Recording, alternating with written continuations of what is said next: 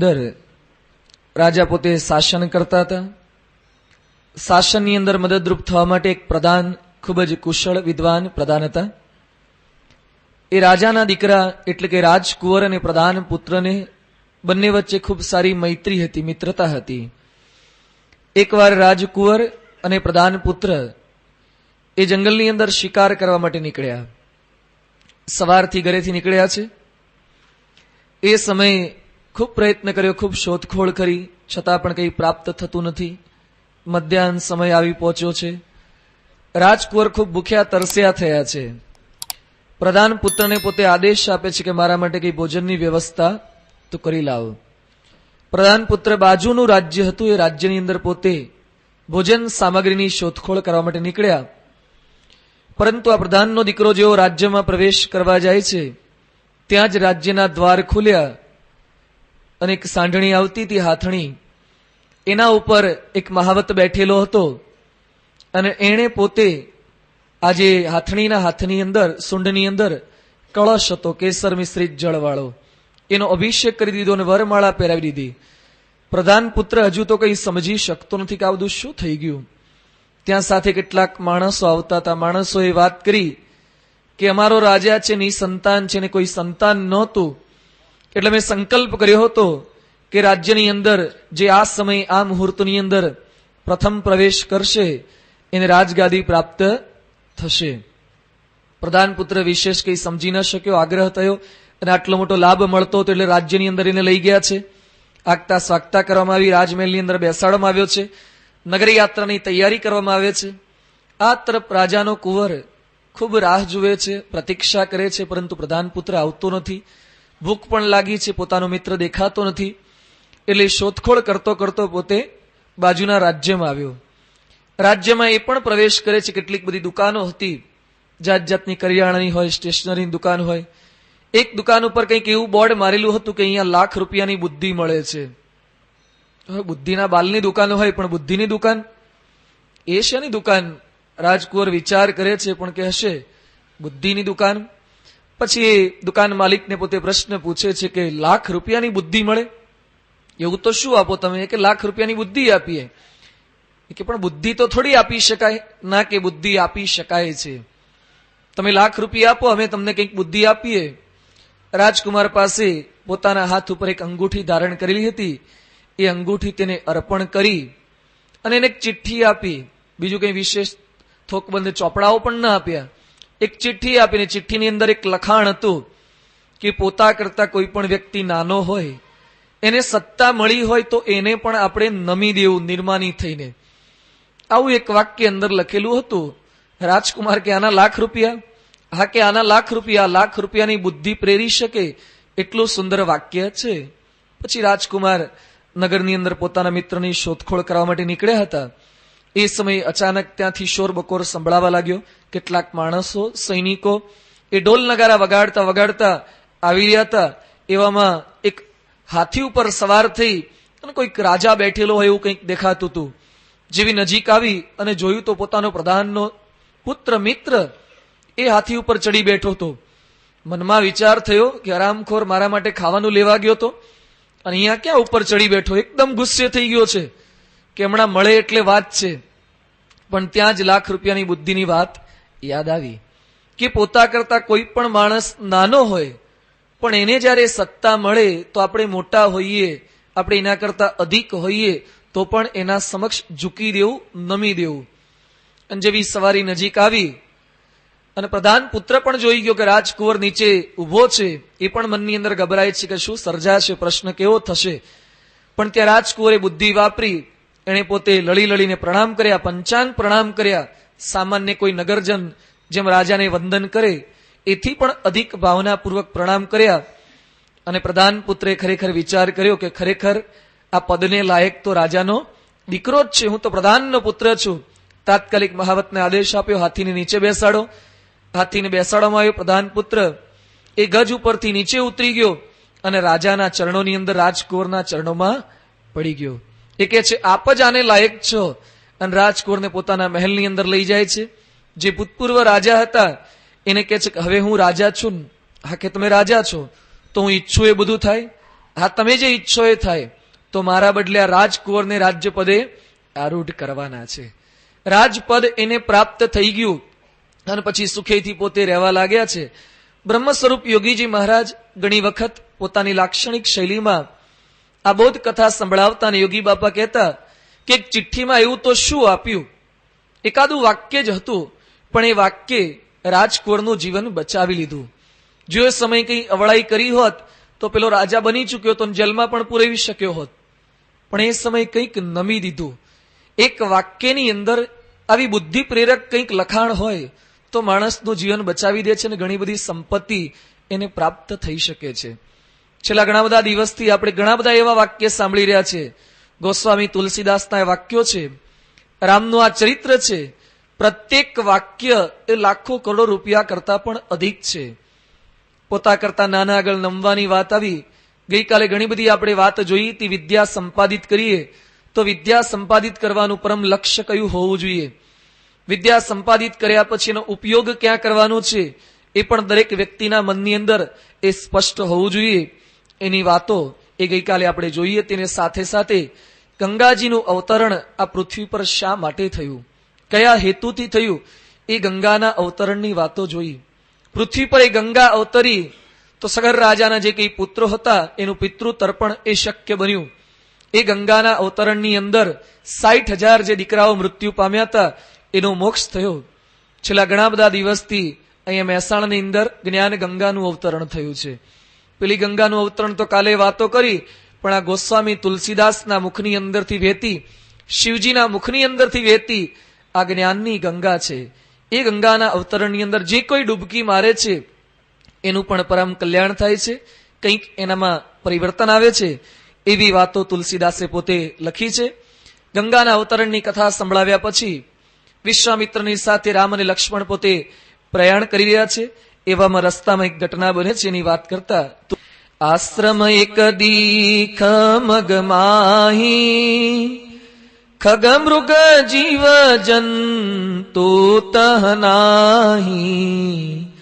આશ્રમ એક દીખ મગમાહી ખગ મૃગ જીવ જંતુ તહનાહી. પૂછા મુનિ શિલા પ્રભુ દેખી सकल कथा मुनि कहा विशेषी। पूछा मुनि शिला प्रभु देखी सकल कथा मुनि कहा विशेषी। મિથિલા તરફ રામ અને લક્ષ્મણ પોતે પ્રયાણ કરી રહ્યા છે તે સમયે એક આશ્રમ જોયો. આશ્રમ સુનો છે એટલે રામે વિશ્વામિત્રને પ્રશ્ન પૂછ્યું, ઇદમ આશ્રમમ સકાશમ કિમનું ઇદમ મુનિવર્જિતમ શ્રોતુમ ઈચ્છામિ ભગવન કસ્ય અયમ પૂર્વ આશ્રમઃ। રામ એ વિશ્વામિત્રને પ્રશ્ન પૂછે છે, કસ્ય અયમ પૂર્વ આશ્રમઃ, આ આશ્રમ કોનો છે, આશ્રમ શા માટે સુનો છે, એની અંદર કોઈ જીવ જંતુ પણ જણાતું નથી, કોઈ વ્યક્તિ તો નથી જ, શા માટે આશ્રમ એ નિર્જન બન્યો છે? વિશ્વામિત્ર પોતે ઉત્તર આપતા કે છે, આ ગૌતમ ઋષિનો આશ્રમ છે। ગૌતમ ઋષિ અહીંયા નિવાસ કરતા હતા। આજથી વર્ષો પૂર્વે બ્રહ્માજી એક સુંદર કન્યાનું સર્જન કર્યું, એનું નામ અહલ્યા હતું। અહલ્યાનું સર્જન થતા જ ઇન્દ્રએ પોતે એના ઉપર નજર બગાડી, ઇન્દ્રને મોહ થઈ ગયો। ઇન્દ્રે અહલ્યા સાથે પરણવાનો વિચાર કર્યો, પરંતુ બ્રહ્માજીએ નક્કી કર્યું હતું કે ઇન્દ્ર જેવા વ્યભિચારી પુરુષને આ કન્યા અર્પણ કરવી નથી, કોઈ સદાચારી પુરુષને આ કન્યાનું વાગદાન કરવું છે। એટલે બ્રહ્માજી પોતે ગૌતમ ઋષિના ઘરે આ નાનકડી અહલ્યાને થાપણ રૂપે પોતે મૂકીને ચાલ્યા ગયા। કન્યા યુવાન થઈ, વર્ષો વીતતા બ્રહ્માજી પુનઃ ત્યાં પધાર્યા। બ્રહ્માજીએ અહલ્યાની માગણી કરી, ગૌતમ ઋષિએ સેજ પણ આનાકાની વગર આ કન્યા અર્પણ કરી દીધી।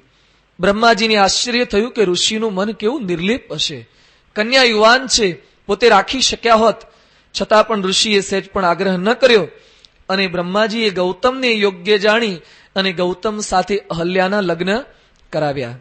ગૌતમ અને અહલ્યા એ પોતે સુખેતી વનની અંદર, જંગલની અંદર તપ દાન વ્રત કરતા ત્યાં પોતે રહે છે। એ સમયે ઇન્દ્રે પોતે વર્ષો પહેલા મનમાં રાખ્યું હતું કે બ્રહ્માએ અહલ્યા મને આપી નથી, પરંતુ અહલ્યા સાથે ભોગ ભોગવવા છે, એટલે આવા કંઈક સંકલ્પ સાથે ઇન્દ્ર પોતે સ્વર્ગમાંથી નીકળી અને તપોવનની અંદર જંગલમાં પધાર્યો. પણ ઇન્દ્ર એ જ સ્વરૂપે આવે તો અહલ્યા ઓળખી જાય એટલે ઇન્દ્રે ગૌતમ ઋષિનો વેશ ધારણ કર્યો. ગૌતમ ઋષિનું રૂપ ધારણ કરી અને ઇન્દ્ર પોતે અહીંયા વનની અંદર પધાર્યો છે. કહેવાય છે કે ઇન્દ્ર સ્વર્ગનો અધિપતિ છે, સ્વર્ગનો રાજા છે. ત્યાં એને કેટલી બધી અપ્સરાઓ હોય છે, જાત જાતના વિષય ભોગવવા માટે વ્યક્તિઓ પણ હોય છે. તા પણ સ્વર્ગના સુખની અંદર પણ અતૃપ્તિ, ત્યાં રહ્યા થકા પણ મનની અંદર કામનાની તૃપ્તિ થતી નથી. ભાગવતમાં લખ્યું છે, ન જાતું કામઃ કામાનામ ઉપભોગેન શામ્યતિ. જેમ જેમ કામનાઓ વિશેષ વિશેષ ભોગવતા જઈએ છે એમ કામનાની તૃપ્તિ થતી નથી. ભગવાન સ્વામિનારાયણ મધ્યના 47મા વચનામૃતની અંદર કહે છે કે પાતાળ સુધી પૃથ્વી ફાટી છે. જેમ પૃથ્વી પાતાળ સુધી ફાટી હોય પછી આપણે ગમે તેટલું પાણી નાખીને એને પૂરવાનો પ્રયત્ન કરીએ પણ કોઈ રીતે ભરી ન શકાય, તે રીતે ધનેશુ જીવિતવ્યેષુ સ્ત્રીશુ અતૃપ્તાઃ માનવાઃ સર્વે. ધનની અંદર, જીવવાની અંદર અને સ્ત્રીની અંદર કોઈ માણસ એ મોટે ભાગે તૃપ્ત થઈ શકતો નથી. ભગવાન અને સંતના સમાગમે કામના ટળે, બાકી તો પોતાના પુરુષાર્થ દ્વારા આ કામના ટળી શકે તેવી નથી. ઇન્દ્ર એ પોતે સ્વર્ગનો અધિપતિ બન્યો છે, પરંતુ આવી કામનાથી પોતે મુક્ત બની શક્યો નથી. સ્વર્ગમાં જાઓ, અમેરિકા જાઓ, દુનિયાના કોઈ પણ છેડે જાઓ, પણ જ્યાં સુધી સ્વભાવ થકી રહિત ન થવાય ત્યાં સુધી કોઈ પણ વ્યક્તિ એ ક્યારે સુખી થઈ શકતો નથી. ઇન્દ્રે ગૌતમ ઋષિનો વેશ ધારણ કર્યો. ગૌતમ ઋષિ પોતે વાર ગયા હોય છે નદીએ સ્નાન કરવા માટે. તે સમયે ગૌતમનો વેશ ધારણ કરીને ઇન્દ્ર પોતે આશ્રમની અંદર પધાર્યો. અહલ્યા પોતે ઓળખી ન શકાય એની સાથે શારીરિક સંબંધ બાંધ્યો અને પછી પોતે ઇન્દ્ર એ આશ્રમમાંથી બહાર નીકળીને જતો હોય છે. ત્યાં જ ગૌતમનો પ્રવેશ થયો. ગૌતમ જાણી ગયા, ગૌતમ જોઈ ગયા, ઇન્દ્રને જોયો અને સગળી હકીકતનો ગૌતમને ખ્યાલ આવી ગયો. અને ગૌતમ ઋષિ તો તપસ્વી હતા, સમર્થ હતા, સક્ષમ હતા. અને તરત જ તેઓએ શાપ આપ્યો કે ઇન્દ્ર, તે મારી પત્ની સાથે આવો વ્યભિચારનો પ્રસંગ કર્યો છે, તું ઋષન રોહિત થઈ જા, તને 1000 ભગ થાય. ઇન્દ્રને આવો રોગ થવાનો તેઓએ શાપ આપી દીધો. ઇન્દ્ર ગભરાઈ ગયો, પરંતુ ઇન્દ્રએ સામેથી ભૂલ કરી છે. દુઃખ માગવા માટે, દુઃખ લેવા માટે સ્વર્ગથી છેક નીચે આવ્યો હતો. ગૌતમ ઋષિ એને શાપ આપ્યો, પરંતુ એના માટે ઇન્દ્ર પોતે જવાબદાર છે. વિષય ભોગવવા શરૂઆતમાં સારા લાગે, પણ એના થકી જે રોગ થાય છે એ રોગ સ્વીકારવા કોઈ તૈયાર નથી. આજકાલ જે એઇડ્સનો રોગ થાય છે, થયા પછી ડાપણ આવે છે, થયા પછી દુઃખ થાય છે, ઉપાયો શોધાય છે, પરંતુ વિષય ભોગવતી વખતે કોઈ જીવને એની પડી નથી હોતી. એનો કઈ ખ્યાલ કે એની શંકા કે એની ચિંતા પણ કોઈ માણસો કરી શકતા નથી. ઇન્દ્રને આ પ્રકારે શાપ આપ્યો. ઇન્દ્ર ત્યાંથી ચાલી નીકળ્યો. ઋષિ પોતે આશ્રમ પધાર્યા. અહલ્યા ત્યાં પોતે ઉભા હતા અને અહલ્યાને જોઈને પણ ઋષિએ પોતે શાપ આપી દીધો. તો અહીં પતિવ્રતા છો, પતિવ્રતા સ્ત્રીને પોતાના પતિનું સ્વરૂપ ધારણ કરીને કોઈ પણ વ્યક્તિ આવે તો પણ તે ઓળખી જાય. પોતાના પતિ સિવાય મનથી પણ ક્યારે કોઈનો સંકલ્પ પણ ન કરી શકે, છતાં પણ તમે ભ્રષ્ટ થયા. જાઓ, તમને એવું પણ શાપ આપું છું, કોઈને ન દેખાય તે રીતે આશ્રમની અંદર તમે પડી રહેજો. વાયુ ભક્ષણ કરી અને ભસ્મની અંદર તમે સોયા કરજો. એક શિલાનો દેહ તમને પ્રાપ્ત થશે. વર્ષો સુધી તપ કરશો, પછી દશરથના પુત્ર રામ અહીંયા પધારશે. તેઓના સ્પર્શ માત્રે તમે પવિત્ર થશો, પછી મારી સાથે તમે રહી શકશો. યદા તુ એકદ વનમ ઘોરમ રામો દશરથ આત્મજ આગમિષ્યતિ દુર્ગસ તદા પૂતા ભવિષ્યતિ. આ પ્રમાણે અહલ્યા અને ગૌતમ ઋષિ પોતે શાપ આપે છે. શાપ આપ્યા પછી ઋષિ પોતે હિમાલય પર તપ કરવા માટે નીકળી ગયા છે. વર્ષો વીતી ગયા છે. આ પ્રસંગને અહલ્યાએ શિલા સ્વરૂપ બની અને પોતાના ઘરના આશ્રમના પ્રાંગણની અંદર જ પોતે જડ બની અને ત્યાં બેસી રહ્યા છે. રામ અને લક્ષ્મણના આગમનની પોતે પ્રતીક્ષા મનની અંદર કરી રહ્યા છે. વિશ્વામિત્ર સાથે રામ અને લક્ષ્મણ ત્યાં ફરતા ફરતા પધાર્યા. શિલા સ્વરૂપ અહલ્યાને જોયા. એ સમયે રામે ગુરુજીને પ્રશ્ન પૂછ્યો, ગૌતમ નારી શ્રાપ બસ ઉપલદેહ દરિદીર ચરણ કમલ રજ ચાહતી કૃપા કરુહ રઘુવીર. વિશ્વામિત્રને પ્રશ્ન પૂછ્યો કે મુનિવરી આ કોણ છે? એ સમયે વિશ્વામિત્ર સમજાવે છે, ગૌતમ નારી શ્રાપ બસ, ગૌતમની નારી એ શ્રાપને આધીન બની ઉપલદેહ દરિદીર, પથ્થરનો દેહ તેણે ધારણ કર્યો છે. ચરણ કમલ રજ ચાહતી, આપના ચરણની રજ તે ઈચ્છે છે. અહલ્યા શિલા બની ચૂક્યા હતા. ગોસ્વામી તુલસીદાસ અને સંત કવિઓ કહે છે કે એનાથી પાપ થઈ ગયું છે, એનું પ્રાયશ્ચિત એ પોતે કરી રહ્યા છે. સ્થિર બન્યા, નિષ્ઠામાં અડગ બન્યા. રામ અને લક્ષ્મણ અહીંયા પધારશે, પશ્ચાતાપ કરી રહ્યા છે. ઋષિના વચન અનુસાર એ પોતે તપ કરી રહ્યા છે, એટલે રામ અહીંયા પધાર્યા. અહલ્યાની ભૂલ થઈ. આ તો કેવલ અહલ્યાને અહીંયા આખ્યાન દ્વારા, કથાનક દ્વારા એ આપણા સૌની સમક્ષ અહીંયા રજૂ કરવામાં આવ્યા છે. પરંતુ જીવનની અંદર કોઈ પણ વ્યક્તિ ગમે ત્યારે ભૂલ કરી શકે છે. કહેવાય છે કે માણસ માત્ર એ ભૂલને પાત્ર. જીવનની અંદર કોઈ પણ વ્યક્તિએ ક્યારેય ભૂલ ન કરી હોય એવી વ્યક્તિ પ્રાપ્ત થવી બહુ દુર્લભ છે. મહાત્મા ગાંધીજીએ પણ બાળપણની અંદર પેલા સુવર્ણના કડાની અંદરથી ચોરી કરી હતી. એ પણ બીડીનું વ્યસન કરતા હતા. જાતના આવા રવાડે જેટલા કઈ મોટા માણસો આગળ વધ્યા છે, કંઈક ને કંઈક ભૂલ બાળપણમાં અજ્ઞાનવશ અથવા તો કંઈક કુસંગે કરીને માણસના જીવનની અંદર થતી હોય છે. એક વાક્યની અંદર એક ચિંતકે કહ્યું છે કે વડાપ્રધાનની પેન્સિલને પણ પાછળ રબર આવે છે. શું કહે છે? વડાપ્રધાનની પેન્સિલને પણ પાછળ રબર આપવામાં આવે છે. આ વાક્ય શું બતાવે છે? શા માટે વડાપ્રધાનની પેન્સિલને રબર આપવું પડે? કારણ કે એના થકી પણ ક્યારેક કંઈક ભૂલ થઈ જશે, એટલે ભૂસવા માટે રબર એને પણ આપવામાં આવે છે. તો સામાન્ય માણસથી તો ભૂલ કેમ ન થાય? ઉપજી સમાવે તે સંત, ન ઉપજે તે ભગવંત.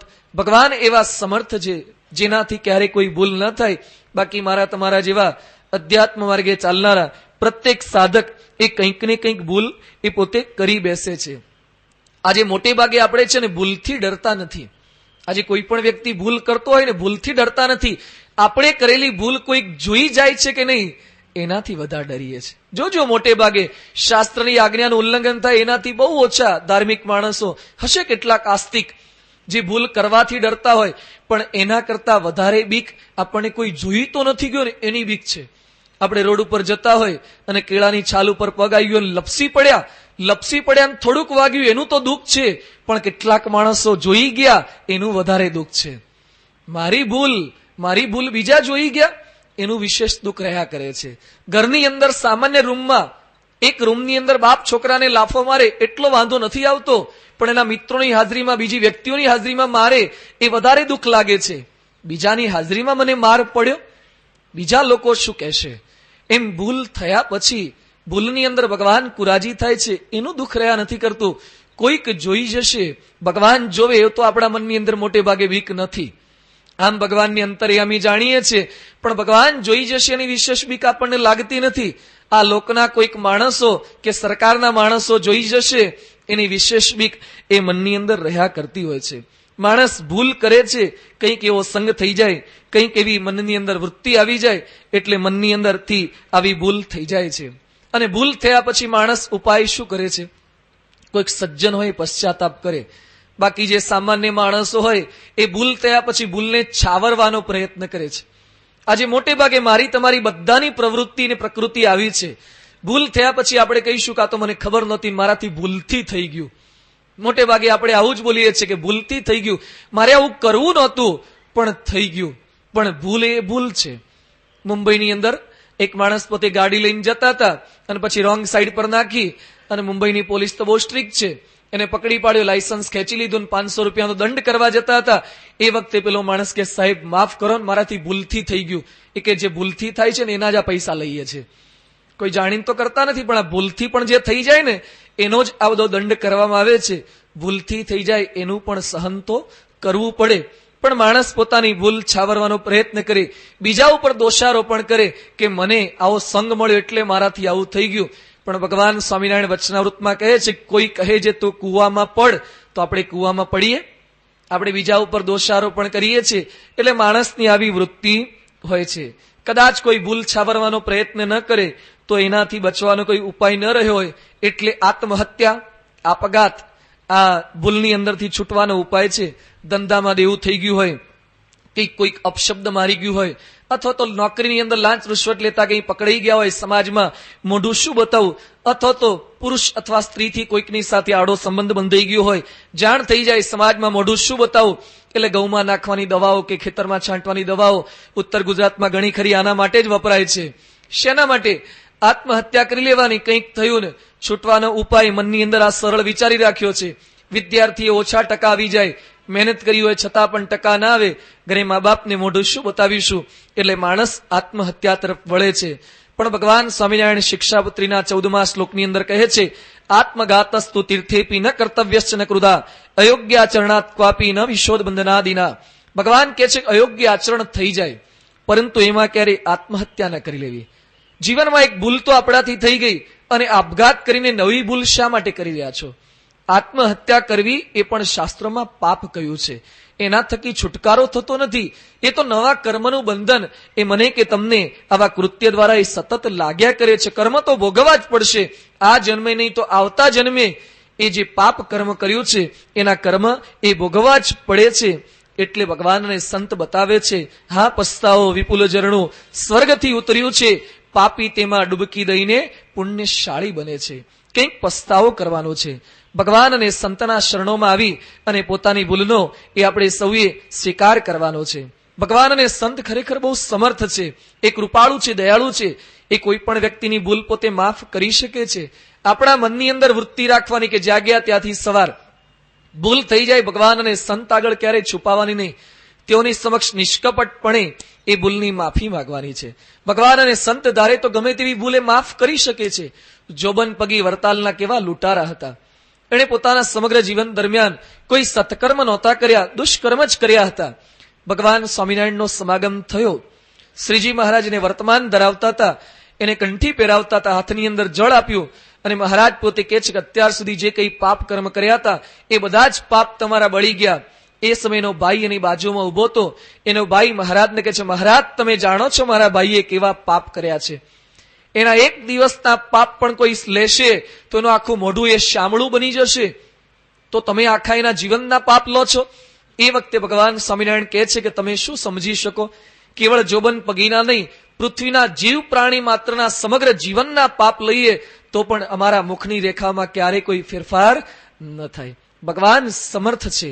એ જીવ પ્રાણી માત્રના પાપનો પોતે નાશ કરી શકે છે, પરંતુ ભગવાનના ચરણની અંદર જવું જોઈએ આસ્તિકતાથી.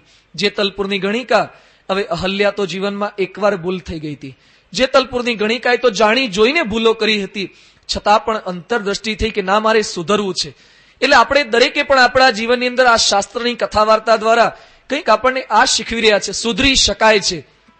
જો મનમાં નક્કી કર્યું હોય તો મનમાં નક્કી કરીએ કે મારી ભૂલો ગમે તેટલી થઈ, ચારિત્ર સંબંધી થયું હોય, લાંચ રૂશ્વતની થયું હોય, અપ્રામાણિકતાની થયું હોય, ઘરમાં કોઈને મારવા રૂપી થઈ હોય, કોકની બાઈ સાથે સંબંધ બગાડવાની થઈ હોય, ગમે તેવી ભૂલો થઈ હોય પણ સુધરી શકાય છે.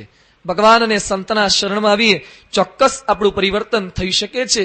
અહીંયા અહલ્યા પર કંઈક ઋષિની કૃપા હતી એટલે અહલ્યાને ભગવાન અને સંત પાસે જવું નથી પડતું.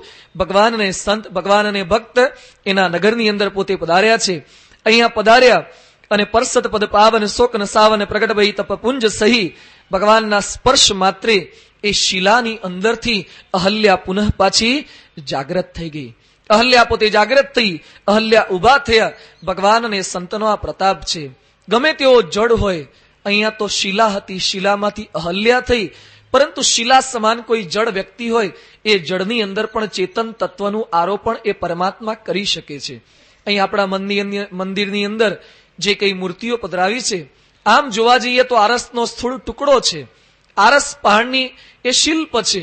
રોડ પર પડી હોય તો કોઈ એને વંદન ન કરે, પ્રણામ ન કરે, પરંતુ ભગવાન અને સંત પ્રમુખ સ્વામી મહારાજ જેવા ભગવાનના અખંડ ધારક સંત એની અંદર પ્રાણ પૂરે છે.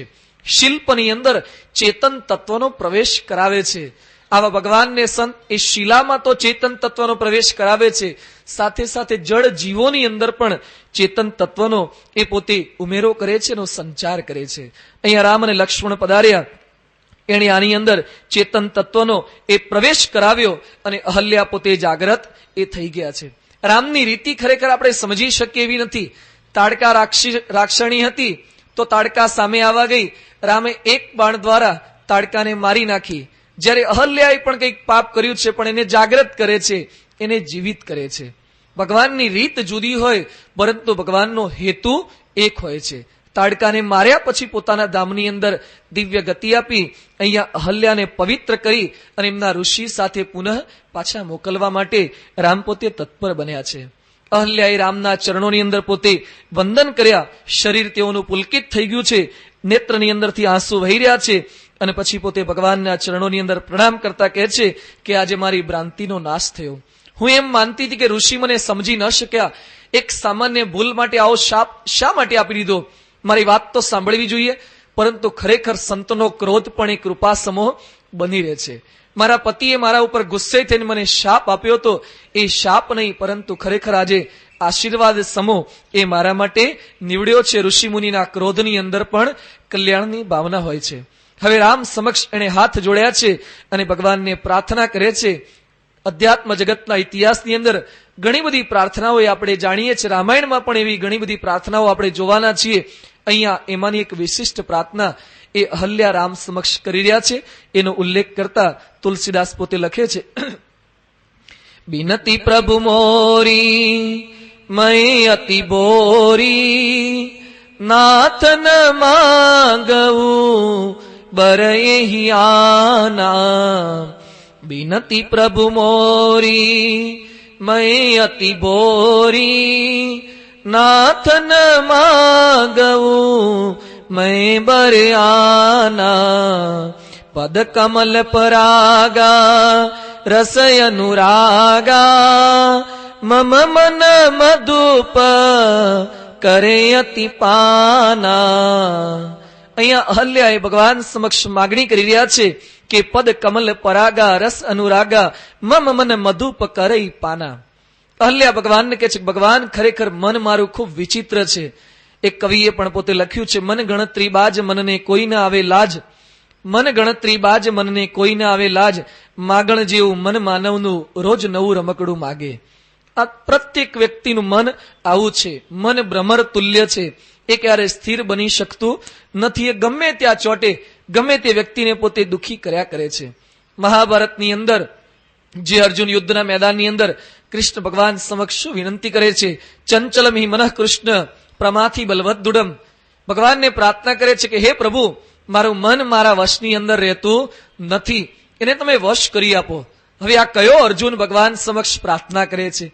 જે અર્જુને દ્રૌપદીના સ્વયંવરની અંદર મત્સ્ય વેદ કર્યો હતો. હવે મત્સ્ય વેદની કેવી શરત હતી? 2 પલ્લાની અંદર પગ રાખવાના. પલ્લાની અંદર પગ ક્યાંથી રાખી શકાય? સ્થિરતાથી ઉભા રહેવાનું અને પછી પાણીની અંદર જોવાનું, પ્રતિબિંબ જોતા જોતા મત્સ્યનો વેદ કરવાનો. આ કોઈનાથી શક્ય ન બને. એ કાર્ય અર્જુન કરી શક્યો હતો. જો આજકાલની સ્ત્રીઓ આવી શરત રાખે તો મને નથી લાગતું તમે કોઈ પરણી શક્યા હોત. તો ભારે છે, આ ખરેખર કઠિન છે. આવું બેલેન્સ જાળવવું, એમાં પણ મત્સ્યનો વેદ કરો, પાણીમાં જોતા જોતા વધ કરવાનો. અર્જુન આટલું ભારે કામ કરી શક્યો હતો, પણ એ અર્જુન ભગવાન સમક્ષ પ્રાર્થના કરે છે, ચંચલમ હિ મનઃ કૃષ્ણ. ભગવાન, મારું મન મારા વશની અંદર રહેતું નથી. જેમ કોઈ માણસ ચાલતો જતો હોય એને અટકાવો એ સરળ છે, પણ કોઈ માણસ દોડતો જતો હોય એને અટકાવો થોડુંક કઠિન બને, નહીં તો આપણને અડફેટે ચડાવતો જાય. દોડતો નહીં, પરંતુ કોઈ માણસ સાયકલ પર જતો હોય એને અટકાવો, એના કરતા થોડુંક વધારે કઠિન બને છે. અટકાવી શકાય, પણ એના કરતા કોઈક માણસ બાઇક ઉપર જતો હોય તો એને અટકાવો તો વિશેષ કઠિન બને. એના કરતા 1000 કે એસ્ટ્રીમ જેવી ગાડી જતી હોય એને અટકાવી, એ આપણને અટકાઈને જતી રહી, આપણને સુવાડીને. ગાડીને અટકાઈ ન શકાય. એના કરતા વિશેષ કોઈક ટ્રેન જતી હોય ને એને અટકાવી હોય, આગળ ઉભા રહી જઈએ તો ટ્રેન અટકી શકે? એને ન અટકાવી શકાય. એના કરતા વિશેષ હેલિકોપ્ટરને, વિમાનને, રોકેટને ને મિસાઇલની મેક્સિમમ સ્પીડ છે. આની અંદરથી ગ્રેવિટેશન લોની અંદરથી બહાર એને કાઢવાનું હોય છે, એટલે બરાબર એની ગતિ છે, એને અટકાવી વિશેષ કઠિન છે. જેમ જેમ ગતિ વધે તેમ તેમ તે વસ્તુને અટકાવી કઠિન બને છે. તા લોકની અંદર સૌથી વધારે ગતિ, સૌથી વધારે સ્પીડ તો મારા તમારા મનની છે. મન જેટલું કોઈ ઝડપી વાહન કોઈ જ નથી. આજે હું અમેરિકાનો ઉલ્લેખ કરું, અમદાવાદનો ઉલ્લેખ કરું, અમદાવાદ પહોંચી જવાય. બોલો, અમદાવાદ લાલ દરવાજા, શાહીબાગ મંદિર, અંતરત મન પહોંચી જાય. કેટલા કિલોમીટર આપણે કાપી નાખ્યા. હવે કેટલી સ્પીડમાં, કેટલી એવરેજ મનની છે, અને કેટલા કોઈ ઘેર પાડવા પડતા નથી, તોય ત્યાં કોઈ ટ્રાફિકના પ્રશ્ન વગર ત્યાં આપણું મન પહોંચી જાય છે. અહીંયાથી ઘણા કથામાં બેઠા હોય તો 2-3 વાર તો ઘણા ઘરે જઈ આવતા છે. ચાલુ કથામાં બેઠા બેઠા એક ઘરેથી નીકળ્યા પણ સ્ટોપર બરાબર વાખી છે કે નહીં, એક દરવાજો બંધ કરે, એક કપડા સૂકવ્યા છે અને વરસાદ પડશે તો જાત જાતની ચિંતા, કે દૂધ પેલા ગેસ પર મૂક્યું તું બંધ કર્યો તો કે નહીં, એની પણ પાછી ચિંતા, છાપાવાળો છાપું નાખી ગયો છે અને અંદર નહીં લઈએ તો પડોશી લઈ લેશે અથવા કે આગુ પાછું થઈ જશે. તો જાત જાતની ચિંતા ઘરે મનની અંદર એ 2-3 વાર આંટો આપણું મન મારી આવે છે. બેઠા હોય કથામાં પણ મન સ્થિર કરવું એ ખરેખર ખૂબ કઠિન છે. આ મન કેવું છે, જેમ નાનકડા બાળકને કેજીમાં, સિનિયર કેજી, જુનિયર કેજીમાં છોકરો ભણતો હોય, એની મમ્મી એને હાથ પકડીને લઈ જાય અને નર્સરીમાં મૂકી આવે અને પછી કે 3 કલાક પછી હું તને પાછી આવીને લઈ જઈશ. એમ ઘણી વાર મન પણ આપણને અહીંયા કથામાં 7:30 વાગે મૂકી જાય અને પછી કે 8:30 પૂરી થાય ને પછી લઈને તને જઈશ. ખાલી દેહ અહીંયા બેઠું હોય, મન એકલું ક્યાંય ફરવા જતું રહ્યું હોય. આપણને દેહને બેસાડી રાખે, મનને વશ કરવું ખૂબ કઠણ છે. એકવાર પૂર્વે કોઈ રાજ્યમાં એક રાજા શાસન કરતા હતા, પણ રાજાને બહુ નાની ઉંમરમાં ટાલ પડી ગઈ. એ સમય કે ટાલના ઉપાય નહીં હોય, અત્યારે થોડા ઘણા ઉપાય થયા છે. જેમ પેલી ડાંગરની ખેતી થાય ને એમ વાળની ખેતી થાય છે. કોઈને કરાવી હોય તો અમેરિકા જઈ આવજો. રાજીવ ગાંધીએ પ્રયત્ન કર્યો તો કંઈક આવો વાળની ખેતી થાય છે. ડોક્ટર સ્વામી હમણાં ઉલ્લેખ કરતા હતા, એક વાળની ખેતી કરવી હોય તો વાળના લાખો ડોલર બધા થાય છે. થોડાક વાળ ઉગાવાના લાખો ડોલરનો ખર્ચો થાય. આપણે ખરી વખત હતા સારંગપુર, હમણાં એને પોતાને આગળ ટાલ પડી ગઈ હતી, એટલે પાછળથી વાળ, બીજા કોઈના વાળ તો ચાલે જ નહીં, આપણા જ વાળ પાછા લેવાના. એટલે આગળ સારું કરવા માટે પાછળ ટાલ તો કરવાની જ. એટલે પાછળથી વાળ લેવાના, અહીંયા ડ્રિલિંગ કરી કરીને એક વાળ નાખશે અને પછી બરાબરનું બિયારણ અંદર કરશે અને વાળ એ ચાલે. વાળની ખેતી થાય છે. એમાં પણ પાછું ધ્યાન રાખવું પડે, જોરથી કાંસકો ન ફેરવાય, નહીં તો ખેંચીને બહાર આવી જાય. સાચવીને આ પ્રમાણે જાળવવાના છે વાળ. લોકો ટાલની અંદર વાળ ઉગાડે છે, પણ આ તો વર્ષો પહેલા રાજા હતા. એ સમયે તો આવી કઈ દવાઓનું સંશોધન, સર્જરીનું સંશોધન ન થયું હોય. એણે મંત્રીઓને આદેશ આપ્યો કે મારા માટે ઔષધિ લઈ આવો. મંત્રીઓ તપાસ કરે પણ કોઈ સ્થાને આવી દવા ન મળે. ખૂબ તપાસ કરે પણ રાજાએ નક્કી કર્યું કે જે મંત્રી શોધી નહીં લાવે એને ફાંસીની સજા આપણે આપી દઈશું. આ તો રાજા વાજાને વાંદરા, એને મનમાં ફાવે એમ કરે. મંત્રીઓ બહુ શોધખોળ કરે છે, 1-2 જણાને તો ફાંસીની સજા પણ આપી દીધી. રાજા નવા વિદ્વાનોને કે તમે શોધી જ લાવો. એ કે મારી ટાલ છે, સારી દેખાતી નથી, હું રાજ્યની અંદર નીકળું, ખરાબ લાગે છે. બધાએ વિચાર કર્યો કે આને કઈ રીતે વશ કરવો. એની અંદર એક વાળંદ પાસે ગયા અને વાળંદને કીધું ભાઈ સાહેબ તું કંઈક સમાધાન વિચારને. વાળંદ કે હું આવીશ, કે રાજાને કહેજો મારી પાસે ઔષધિ છે. અને વાળંદે રાજાના નગરની અંદર પોતે પધાર્યો છે. રાજા કે છે તારી પાસે ઉપાય છે? હા, કે મારી પાસે ખૂબ સુંદર ઔષધિ છે. એક બોટલની અંદર કંઈક તેલ લઈ આવ્યો હતો અને પછી રાજાને કહે છે બેસી જાઓ, હમણાં તમારા માથે તેલ લગાવું છું. જેવું તેલ લગાવું થોડાક કલાકોમાં તો વાળ ઉગવા માંડશે. રાજા કે ખરેખર? રાજા ખૂબ ખુશ થઈ ગયા છે. વાળંદ કે છે તેલ લગાવું, પણ એક શરત છે કે હું જયારે તમારા માથે તેલ લગાવતો હોય, જયારે પ્રક્રિયા કરતો હોય એ વખતે તમારે વાંદરાનો વિચાર નહીં કરવાનો. વાંદરાનો વિચાર તમને થવો ના જોઈએ. રાજા કે વાંધો નહીં. અને પછી તેલ લગાવવાનો પ્રારંભ કર્યો ને ઘડીએ પેલો પૂછે જોજો હો વાંદરાનો વિચાર ન થાય. ઘડીએ 2-2 મિનિટે જોજો વાંદરો મનમાં આવો ના જોઈએ. રાજા કે શું ના આવો જોઈએ? ક્યારનો વાંદરો જ આવે છે. ના પાડી એટલે એ જ આવે છે. તો કે આ દવા કામ લાગે નહીં. સેટ પણ બીજો વિચાર આવવો જોઈએ નહીં. મનને રાજા વશ કરવાનો પ્રયત્ન કરે છે પણ મન વશ થઈ શકતું નથી, ખૂબ કઠિન છે. એટલે જ ગુણાતીત સ્વામીએ પોતાની વાતમાં લખ્યું છે કેટલાક મનને રમાડે છે ને કેટલાકને મન રમાડે છે. સ્વામીએ આ તો લખ્યું છે પણ મોટે ભાગે આપણને બધાને આપણું મન જ રમાડી જાય છે. મન બલબલાને રમાડી જાય. ક્લિન્ટનને રમાડી ગયું, ટાઇસનને રમાડી ગયું. બલબલાને આ મન રમાડી જાય છે. સમગ્ર વિશ્વના ઘણા બધા દેશોને આપણે રમાડી જઈએ પણ આપણું મન એ આપણને રમાડી જાય છે. એને વશ કરવું ખૂબ કઠિન છે. અહલ્ય અહીંયા રામના ચરણોમાં પ્રાર્થના કરે છે કે મારા મનરૂપી ભ્રમર એ આપના ચરણ કમળના રસનું જ એ પોતે પાન કરે. હરીન્દ્ર દવે કાવ્યમાં પ્રમુખ સ્વામીને સંબોધીને લખ્યું છે ફૂલ ફૂલ ભમતી આ આંખોને ઓળખાવ તારું પારિજાત. મારી આંખો બધે ભમ્યા કરે છે, એને તું સ્થિર કર અને તારા સ્વરૂપની અંદર જ, તારા ચરણ કમળની અંદર મારી આંખો સ્થિર થાય એવી કવિએ પણ પ્રાર્થના કરી છે. પરંતુ ભગવાનના ચરણ કમળની અંદર, ભગવાનના સ્વરૂપમાં મન જોડવું ખરેખર કઠિન છે. ભગવાન સ્વામિનારાયણે ગરડા પ્રથમના પહેલા વતનાવતની અંદર વાત કરી છે. કઠણમાં કઠણ સાધન કયું છે? ભગવાનના સ્વરૂપની અંદર મનની અખંડ વૃત્તિ રાખવી એ કઠણમાં કઠણ સાધન છે. આજે લોકની અંદર લોકો જાત જાતના કઠણ સાધન એ સતત કરતા હોય. લોકો પદયાત્રા કરે છે, અમરનાથની જાત્રા કરે છે. એ કદાચ થઈ શકે, અઘરું તો 100% છે. સિદ્ધપુરથી કેટલાક માણસો પેલા કાવડની અંદર પાણી ભરીને આવતા અમે જોયા. ખરેખર ઘણી કઠિન સાધના છે, ખૂબ પુરુષાર્થ કરી રહ્યા છે. કદાચ એ પણ થઈ શકે. કેટલાક લોકો એક પગે ઉભા રહીને તપ કરતા હોય છે, માળા કરતા હોય છે, નિર્જળા ઉપવાસ કરે છે. એ પણ થઈ શકે. પરંતુ ભગવાનના સ્વરૂપમાં મનની અખંડ વૃત્તિ રાખવી એ તો સૌથી કઠિન સાધન છે. ગિનિસ બુક ઓફ વર્લ્ડ રેકોર્ડની અંદર જાત જાતના કઠણ સાધન એ માણસો કરતા એની વાતો આવતી હોય છે. બ્રાઝિલમાં એક સ્ત્રી છે, એને વર્લ્ડ રેકોર્ડ સ્થાપ્યો છે. ઓલેઇન ડેવિડસન એ સ્ત્રીનું નામ છે. એ સ્ત્રીએ સંકલ્પ કર્યો કે દુનિયામાં કોઈ સ્ત્રીએ પોતાના શરીર ઉપર કાણા ન પડે એટલા કાણા મારે પડાવવા છે. કાન કે નાક કે બહુ તો કેટલા કાણા સ્ત્રીઓ પડાવતા હોય, પણ કે એના કરતા પણ સૌથી વધારે કાણા મારે પડાવવા છે. એને પોતાના શરીર પર 1903 જગ્યાએ વિંધાવ્યા છે. 1903 કાણા પડાવ્યા છે. પોતાની કમર ઉપર જ એ સ્ત્રીએ 85 વખત એક કમરનો પટ્ટો પહેર્યો છે. કમરનો પટ્ટો મોતીથી પહેર્યો છે, પણ કઈ રીતે? કાણા પાડી પાડીને મોતી અંદર પરોવ્યા છે કમરની અંદર. આવી સાધના એને કરી છે. આવું કઠણ સાધન માણસો એ કરે છે. એટલે આ પ્રમાણે શરીરનું કઠણ સાધન. એક માણસ એવો રેકોર્ડ સ્થાપ્યો છે, વાયોલિન વગાડતા વગાડતા સાયકલ ચલાવવાની. 2 હાથે વાયોલિન વગાડવાનું. એ પણ પાછું ક્યાં બેસવાનું? આગળ કેરિયર આવે ને, આગળ પેલા સ્ટીયરિંગ ઉપર સાયકલને ઘણા જૂના જમાનામાં નખાવતા હતા, એના ઉપર ઊંધે બાજુ બેસવાનું. આગળ રોડ તરફ તો નહીં જોવાનું અને પેડલ મારવાના. વાયોલિન બંને હાથની અંદર હોય, પેડલ મારવાના, આગળ જોયા વગર પાછી સાયકલ ચલાવવાની. કેટલું કઠણ સાધન છે, છતાં પણ એ માણસ પોતે કરી શક્યો છે. જાત જાતના માણસો સાધન કરે છે. કેનેડાનો પેલો નાયગ્રા ધોધ છે, એના પર એક માણસે નક્કી કર્યું કે આપણે આ ધોધ ઉપર ચાલવું છે.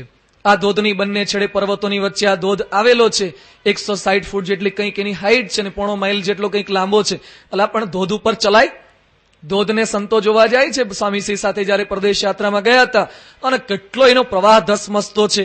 ભૂલથી પણ જાય ને તો સીધો દરિયા ભેગો જ પહોંચી જાય, કોઈ એને બચાવી ન શકે. હેનરી બ્લોન્ડિન નામનો માણસ, એને સંકલ્પ કર્યો કે આપણે ધોધ ઉપર ચાલવું છે. 2 છેડે દોરડું બાંધ્યું, આટલી જાડાઈનું દોરડું હશે, એના ઉપર ચાલવાનો સંકલ્પ કર્યો. એની પત્ની એના મિત્રો સમજાવે કે આવી મૂર્ખામી ન કર, ન ચલાય, પણ એ માણસે સંકલ્પ કર્યો. હાથમાં એક વાંસ લીધો અને પછી એ દોરડા ઉપર ચાલી બતાવ્યું. લોકોએ તાળીઓ પાડી. બધે ઠેર ઠેર સોસાયટીમાં, એના નગરની અંદર, શહેરની અંદર બધે વાહવા થવા લાગી. એ માણસ કે આટલું તો બીજા પણ કરે, મારે હજી કંઈક અધિક કરવું છે. એના ઉપર જઈને મારે સાયકલ ચલાવી છે. એટલે દોરડા પર સાયકલ ચલાવાય? રોડ પર ઘણા ગુલાટ ખાઈ જાય છે, આ પેલા પટલા દોરડા ઉપર સાયકલ ચલાવવાની. એને સંકલ્પ કર્યો, એ પણ પાછી એક પૈડાની સાયકલ ચલાવવાની.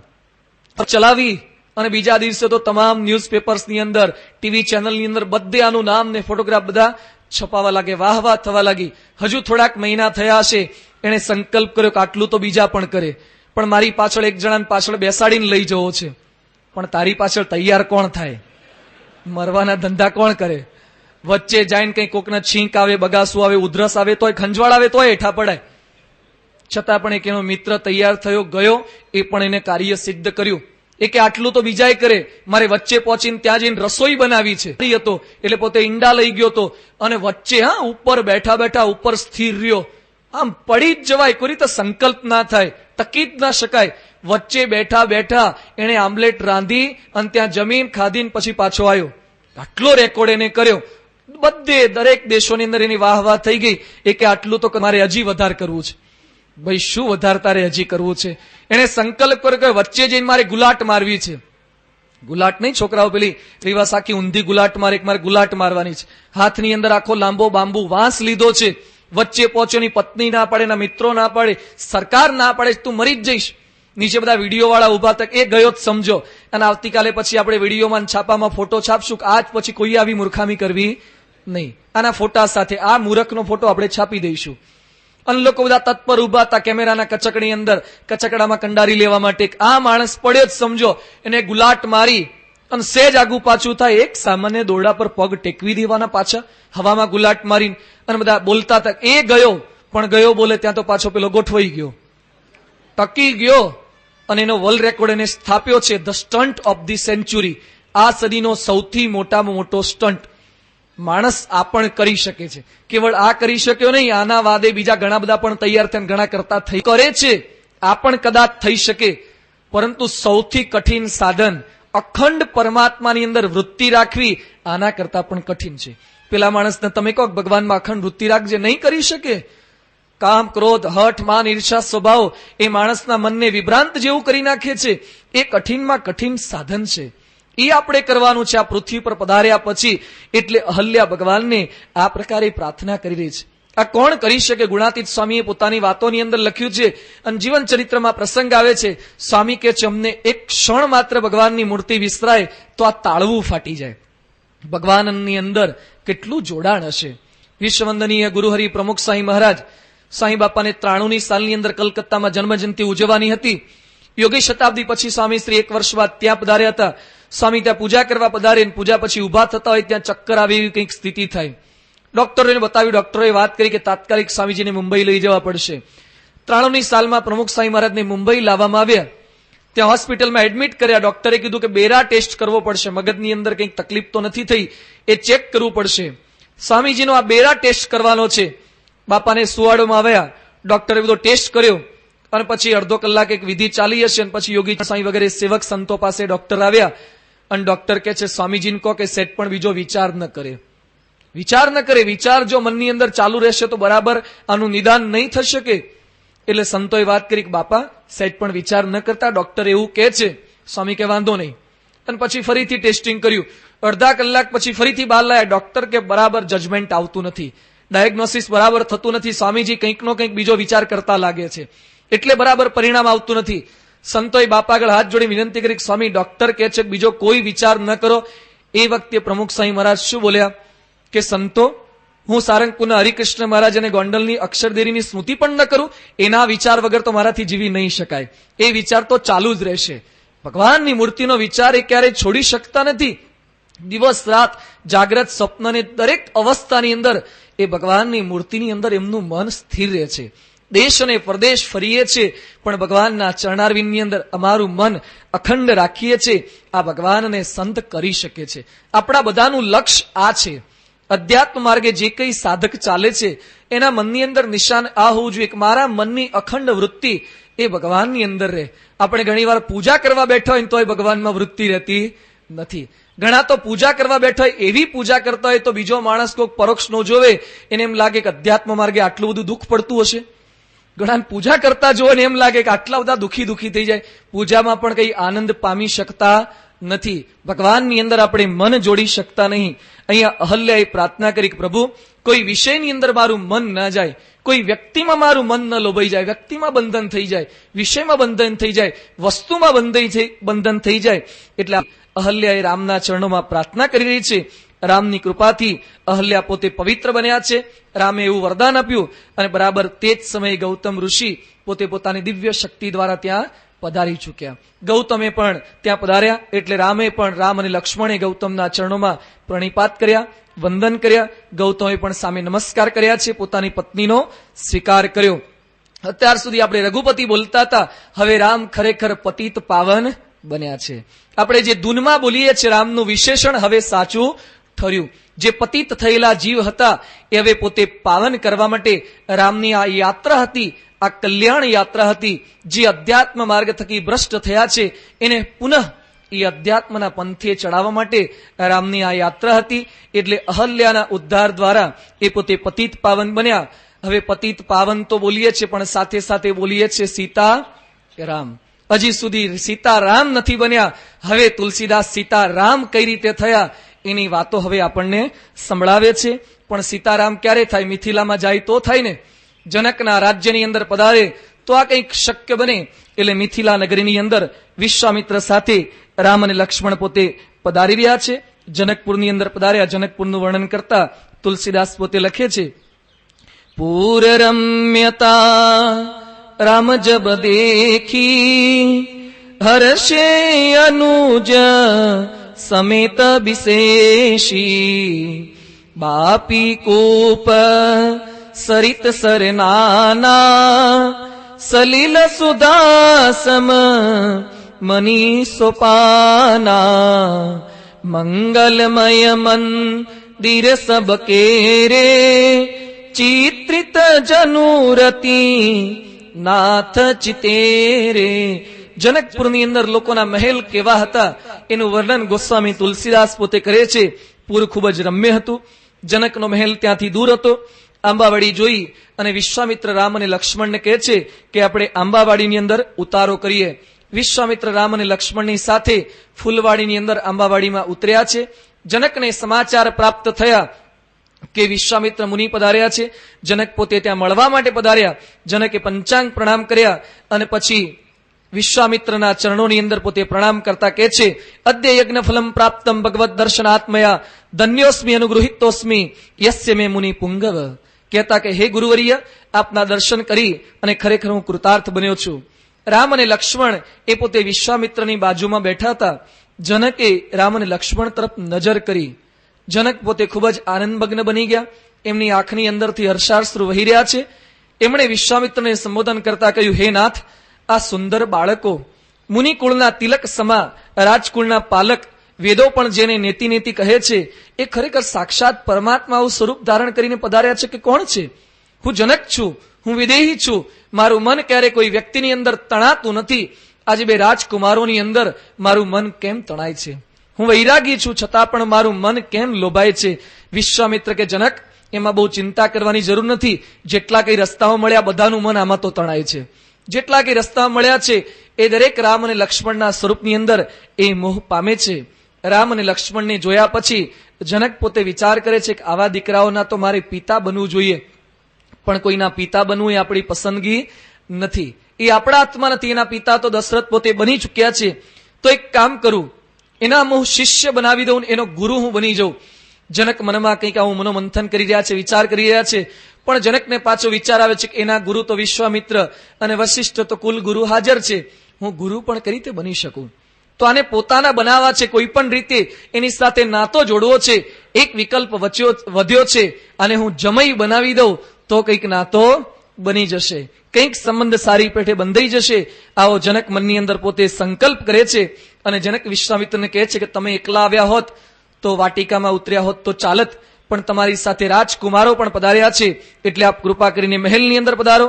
વિશ્વામિત્ર એ રામ અને લક્ષ્મણની સાથે સુંદર મજાના મહેલની અંદર નિવાસ આપ્યો છે, ત્યાં ઉતારે પધાર્યા. જનકની સાથે એક ઋષિ પધાર્યા હતા. તેઓનું નામ હતું શતાનંદ ઋષિ. એ શતાનંદ ગૌતમ અને અહલ્યાના પુત્ર હતા. શતાનંદ ઋષિએ જયારે વાત જાણી કે રામના ચરણ સ્પર્શ માત્રથી મારી માતાનો ઉદ્ધાર થયો છે, શતાનંદે રામનો ખૂબ ખૂબ ઉપકાર માન્યો. ઉપકાર માન્યા પછી શતાનંદ ઋષિ એ પોતે રામ અને લક્ષ્મણને સંબોધન કરતા કહે છે, નાસ્તિ ધન્યતરો રામો ત્વત્તો અન્ય ભુવિ કશ્ચન ગોપ્તા કુશિક પુત્રસ્તે એન તપ્તમ મહત તપઃ. હે રામ અને લક્ષ્મણ, તમે જેની સાથે ફરી રહ્યા છો એ વિશ્વામિત્ર કોઈ સામાન્ય ઋષિ નથી. વિશ્વામિત્રની વાત હું તમને સંભળાવું. જેની સાથે ફરો છો એનો મહિમા થોડોક સમજો તો તમને ખરેખર આનંદની લાગણીઓ એ સતત ઉભરાશે. આ વિશ્વામિત્ર કોણ હતા? એના પૂર્વજો પ્રજાપતિ એ પોતે કુશ નામે હતા. એ કુશ નામે એના પુત્ર થયા. એના પુત્ર એ કુશનાભ થયા. એ કુશનાભને 100 દીકરીઓ હતી. આ વિશ્વામિત્રના પૂર્વજોની ગાથા એ શતાનંદ ઋષિ એ રામ અને લક્ષ્મણને પોતે સંભળાવી રહ્યા છે. આજે કુશનાભ રાજા હોય તેને 100 દીકરીઓ હતી. એ 100 દીકરીઓને રાજાએ તપ કરવાનો આદેશ આપ્યો. આ 100 કુંવરીઓ પોતે તપ કરી રહી છે. એ વખતે વાયુ દેવતા પોતે પ્રગટ થયા અને માગણી કરે છે કે તમે મારી સાથે લગ્ન કરો. આગ્રહ કરે છે દીકરીઓને પોતાની સાથે લગ્ન કરવા માટે. એ વખતે કુશનાભ રાજાની 100 દીકરીઓ એ વાયુ દેવતાને સંબોધન કરતા કહે છે, પિતા હિ પ્રભુ અસ્માકમ દૈવતમ પરમમ ખસઃ યસ્ય નો દાસ્યતિ પિતા સનો ભર્તા ભવિષ્યતિ. કોની સાથે પરણવું એ અમે નક્કી ન કરી શકીએ, અમારા પિતા નક્કી કરશે.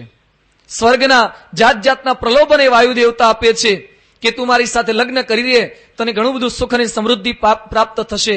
કુંવરીઓ કહે છે અમારી પરણવાની કોઈ ઈચ્છા જ નથી. અમારા પિતા જ્યાં મોકલશે, જે વ્યક્તિ સાથે અમારા લગ્ન કરશે એની સાથે મેં લગ્ન ગ્રંથિથી જોડાઈશું. આ રામાયણ આપણને શીખવે છે આર્ય સંસ્કૃતિની સન્નારીઓ કેવી હતી, આર્ય સંસ્કૃતિની પુત્રીઓ, આર્ય સંસ્કૃતિની દીકરીઓ કેવી હતી. એ સમય માટે કહેવાતું હતું, એટલે તો આજે વર્ષો પછી પણ કહેવાય છે કે દીકરીને ગાય દોરે ત્યાં જાય. આ તો પહેલાની કહેવત હતી. આજે એવું ન કહી શકાય દીકરીને ગાય મન ફાવે ત્યાં જાય. આજે ઘણી વાર એવી સ્થિતિ બની ગઈ છે ગાયનું પણ નક્કી નથી, ગમે ત્યાં રોડ પર આવીને ઉભી રહી જાય છે. કેટલા હવન મારી હતા કોઈ રીતે ખસે નહીં. મોટે ભાગે બધા દીકરી એવા નથી હોતા.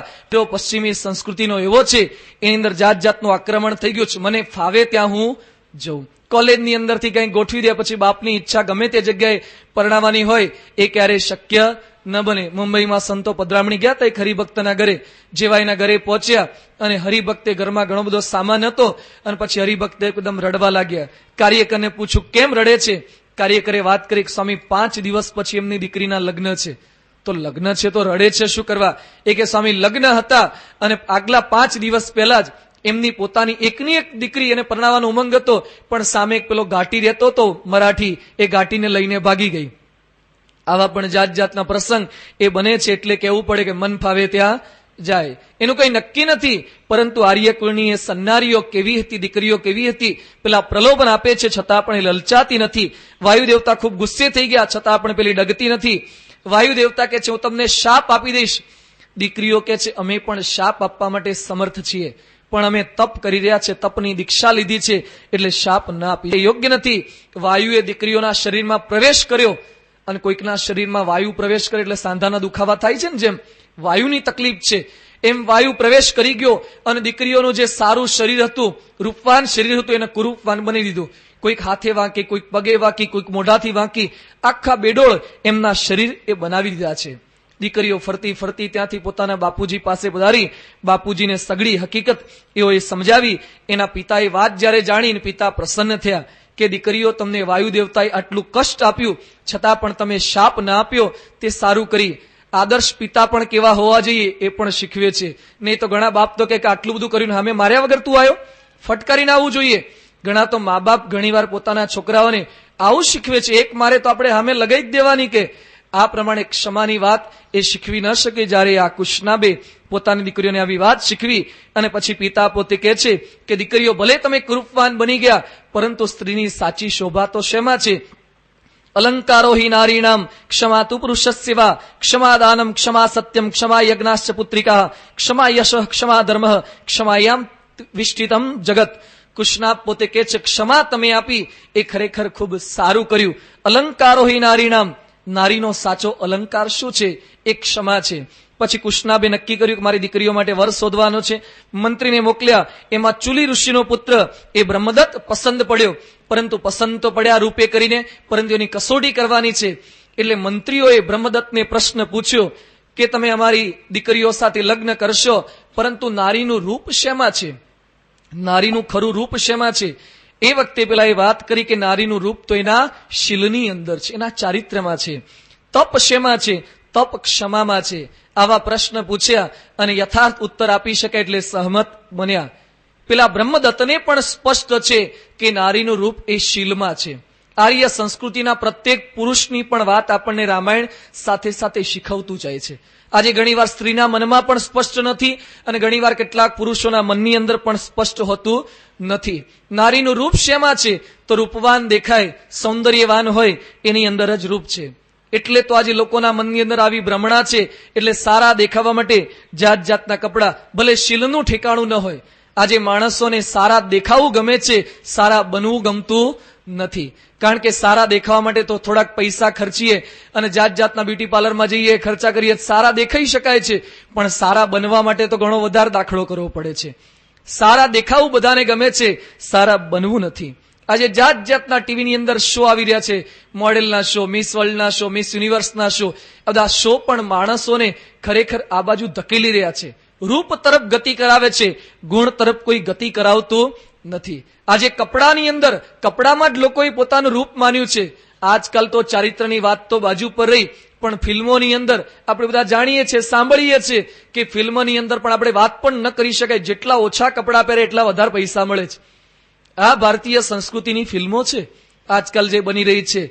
પૈસા માટે જાત જાતના લોકો નગ્ન થવા તૈયાર છે. અમેરિકામાં, ઓસ્ટ્રેલિયામાં તો ન્યૂઝ ચેનલ શરૂ થઈ છે. ન્યૂઝ ચેનલનું નામ શું છે? Nude news channel.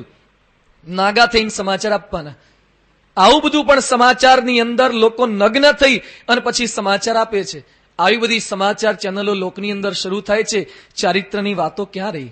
દરેકને સારા દેખાવું ગમે છે, કોઈને સારા બનવું ગમતું નથી. વિવેકાનંદ સ્વામી પોતે અમેરિકા પધાર્યા હતા. એ સમયે વિવેકાનંદ સ્વામીનો ડ્રેસ આપણે જોઈએ છે, માથા પર મોટી લાંબી પાઘડી છે અને પછી આખો મોટો સંતો જેવું ગાતરિયું અને ધોતિયું ધારણ કરેલું ભગવું વસ્ત્ર. લોકો મશ્કરી કરવા લાગ્યા. એ કહે છે તમારા દેશની અંદર આવા વિચિત્ર કપડા છે, તમારા દેશની અંદર ડ્રેસનું કઈ ઠેકાણું નથી. એ વખતે વિવેકાનંદ સ્વામી પોતે બોલ્યા, in your country tailor makes a man, in our country character makes a man. તમારા દેશની અંદર દરજીઓ લોકોને બનાવે છે, અમારા દેશની અંદર ચારિત્ર્ય લોકોનું નિર્માણ કરે છે. ભલે કપડા સામાન્ય હોય છતાં પણ માણસનું ચારિત્ર્ય સાચું હોય, સારું હોય તો દુનિયામાં કોઈ એને ડગાવી શકતું નથી. ગાંધીજી સામાન્ય પોતળી જ પહેરતા હતા, ઉપર એક સામાન્ય વ્હાઈટ વસ્ત્ર જ પહેરતા હતા, પણ ગોળમેજી પરિષદની અંદર પણ પોતે ગયા. ગાંધીજીને કોઈ ડગાવી શકતું નહોતું. આજે ગાંધીજીની વાત ક્યાં કરવી? વિશ્વવંદનીય ગુરુહરિ પ્રમુખ સ્વામી મહારાજ સ્વામીજી શું પહેરે છે? આપણે બધા ગૃહસ્થોને કેટલા કપડા હોય છે. કોકના લગ્નમાં જવાના જુદા, કોકના મરણમાં જવાના જુદા, જાત જાતના, કોકના જન્મદિવસના કપડા જુદા. કેટલા જુદા જુદા કપડા આપણે ધારણ કરીએ છીએ. એમાં પણ જાત જાતના શણગાર ધરીને બહાર નીકળ્યા અને કોઈ કેક બરાબર જામતું નથી તો મૂડ ઓફ થઈ જાય પાછો. એ કે મેચિંગ કરતા ફાયું નથી લાગતું, એમાં આપણો મૂડ ઓફ થઈ જાય. અમારે છે મેચિંગ કરવાની કોઈ ચિંતા છે? કોઈ પ્રશ્ન? ગમે તેવી દિવાળી હોય, ગમે તેવી હોળી હોય, ધૂળેટી હોય, કોઈનું લગ્ન હોય કે મરણ હોય, દરેક જગ્યાએ આ જ કપડા જ કામ ચાલે છે. આ કપડાની વિશેષતા છે.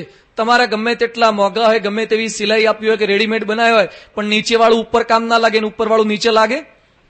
અમારે નીચેવાળું ઉપર કામ લાગે ને ઉપરવાળું નીચે કામ લાગે. આ કપડાની વેરાયટી છે, આ શોભા છે, આ ભગવા કપડાનું ગૌરવ છે. તમે ગમે તેટલા સારા કપડા પહેરો, ઘણીવાર કોઈ સામે ન જુએ, પણ જેવા રેલવે સ્ટેશને કે બસ સ્ટેન્ડે સંતો અહીંયા મહેસાણા રોડ પર નીકળે ને તરત 2-5 જણા તો જોવે જ. કેટલાક ટીકા કરવા જોવે, કોઈક વખાણ કરવા, પણ જોશે જ. આ કપડામાં તાકાત છે. એટલે કે ખાલી કપડા પહેરવા માત્રથી પૂરું થઈ જતું નથી. આપણે કપડા માટે આગળ વધીએ છીએ, પોતાનું રૂપ વધારવા માટે. આજે સ્વામીજી 55 દેશમાં ફર્યા છે. અરે પ્રિન્સ ચાર્લ્સને, વાજપેયીને, અડવાણીને, ટોની બ્લેરને બધાને મળ્યા છે. સ્વામીજીને કોઈ અટકાવતું નથી. છતાં પણ આપણે ઘરની બહાર નીકળીએ અને અડધો કલાક અરીસ આગળ ઘણીવાર ઉભા રહીએ છીએ કે કોકને કેવું લાગશે. ભાઈ કોઈને કાંઈ લાગતું નથી. કોઈ આપણી સામે જોવા માટે ઘણીવાર નવરાય નથી. દરેકને મનમાં એમ છે કોક મને જોવે, બધાને એમ છે કોઈને નથી જોવા, બધાને પોતા તરફ દરેકની નજર ખેંચવી છે.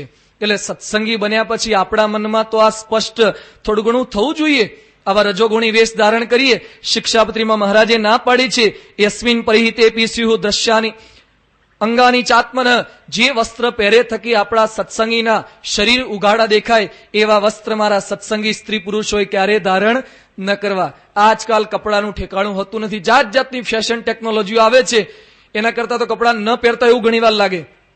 એવા વિચિત્ર કપડા એ ધારણ થતા હોય. દિલ્હીમાં એક છોકરી ઉપર એક છોકરાએ બળાત્કાર કર્યો. છોકરીએ ફરિયાદ કરી અને પછી છોકરાને પેલા કોર્ટમાં પાંજરામાં પૂરવામાં આવ્યો. જજે પૂછ્યું કે શા માટે તે બળાત્કાર કર્યો? એ કે સાહેબ એવા કપડા પહેર્યા એટલે મારું મન કાબુમાં ન રહ્યું. છોકરાએ આ પ્રમાણે જવાબ આપ્યો. છોકરો કહે સાહેબ એવા કપડામાં તમે જોવો ને તો તમારું મને કાબુમાં ના રહે. અને જજે ખરેખર કીધું કે એવા કપડામાં એને બોલાવવામાં આવે. દિલ્હીનો બની ગયેલો પ્રસંગ તમને કહું છું. છોકરી એવા કપડા પહેરે ને કોર્ટમાં આવી અને જજે તરત ચુકાદો આપ્યો. છોકરા તારી વાત સાચી છે, છોકરીનો જ વાંક છે કે એને એવા કપડા શા માટે પહેર્યા. એને પણ સજા કરવામાં આવી. આજે ઘણીવાર પોતાની છેડતી થાય એના માટે છોકરીઓ આમંત્રણ આપે છે એવા કપડા પહેરીને. જ્યારે ભારતીય સંસ્કૃતિનું પ્રતીક આ નથી. ભારતીય સંસ્કૃતિની લાજની પ્રથા આપણા ભારત વર્ષમાં હતી, જે ગુણિયલ પ્રથા, જે લોકોના ચરિત્રનું રક્ષણ કરે, એ પ્રથા આજે ભૂસાતી જાય છે. વાંધો નહીં, સમય જતા એનો નિકાલ થાય, પરંતુ આપણે કંઈક એવા આદર્શ વસ્ત્ર તો સ્ત્રી ને પુરુષ એ બધા કંઈક પરિધાન પોતે કરી શકીએ. કદાચ લોકના બીજા માણસો ન પહેરે, આપણે સત્સંગી થયા પછી તો કપડાનો આટલો વિવેક જાળવી શકીએ ને. મહારાજ આપણને એવો આદેશ આપી રહ્યા છે. મહારાજ કે છે મદાશ્રિતૈ, જે મદને આશ્રિત થયા છે. અને જો મદ એટલે બે કહી શકાય. મદ એટલે મને આશ્રિત અને મદ એટલે અહંકારને આશ્રિત. જે અહંકારને આશ્રિત થયા હોય, પૈસાને આશ્રિત થયા હોય, એના કપડાના ઠેકાણા રહેતા નથી. એટલે મહારાજ અહીંયા આપણને એવું સમાધાન બતાવી રહ્યા છે કે મારા આશ્રિતોએ ચારિત્ર્યમાં જ શોભા છે એ દરેકે પોતાના મનની અંદર દ્રઢ કરવું. હવે બ્રહ્મદત્ત સાથે પરણાવવાનું નક્કી થયું. કન્યાઓના લગ્ન થયા અને લગ્ન બાદ કુશનાભને ગાદી નામે પુત્ર થયો અને ગાદી થકી ધીમે ધીમે થોડાક વર્ષો બાદ એમને સત્યવતીનો પુત્ર જમદગ્નિ થયો, એનો પરશુરામ થયો. ગાદીને વિશ્વામિત્ર નામનો એ પુત્ર થયો. એ વિશ્વામિત્ર કેવા સમર્થ છે એની ગાથા એ શતાનંદ ઋષિ એ રામ અને લક્ષ્મણને સંભળાવે છે. એ ગાથાની અંદર બ્રહ્મ બળ કેવું છે, એ બ્રહ્મ બળ આગળ શસ્ત્ર બળ ગમે તેવું હોય, બુદ્ધિ બળ ગમે તેવું હોય, એ બધું બળ એ ઝૂકી જાય છે. વિશ્વામિત્રની ગાથા બાદ ભક્ત અને ભગવાનની ગાથા એ તુલસીદાસ પોતે જણાવે છે. રામ અને સીતાનું પ્રથમ મિલન એ ક્યાં થયું? બગીચાની અંદર રામ અને સીતાનું પ્રથમ મિલન એ થયું છે. એ પ્રથમ મિલનની વાતો આપણે